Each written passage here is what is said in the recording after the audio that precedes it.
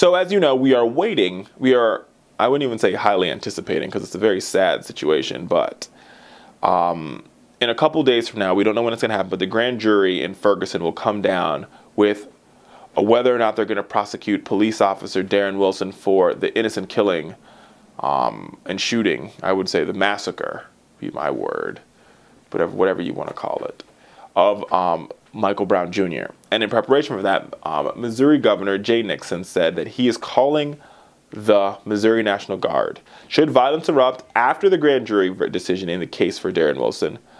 In a press conference this week, he indicated that he has activated 1,000 law enforcement officials and completed 5,000 hours of specialized training over the past 2 months in preparation for a verdict which could be announced any day in the near future.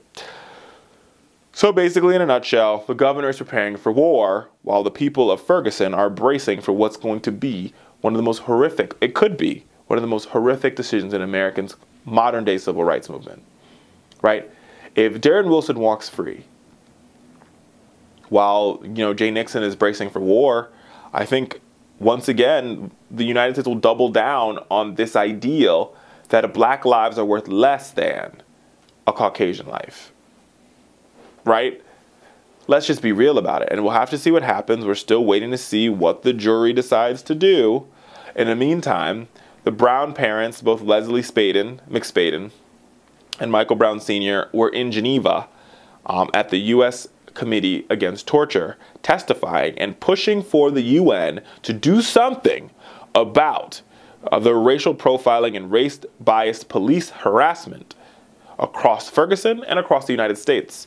Now, if we are indeed, and this is why this story is so heart-rending for me, because if we are indeed supposed to be the world leader and the world's largest democracy and the beacon of freedom, why is that that members of our citizens have to go to Geneva, America, to demand that their concerns be heard? And we deal with the fact that, yes, indeed, it is true, we have an over-militarization of police, and beyond having an over-militarization of police, the other problem that we have, America, is we have a ridiculous racial profiling in this country. It's ridiculous.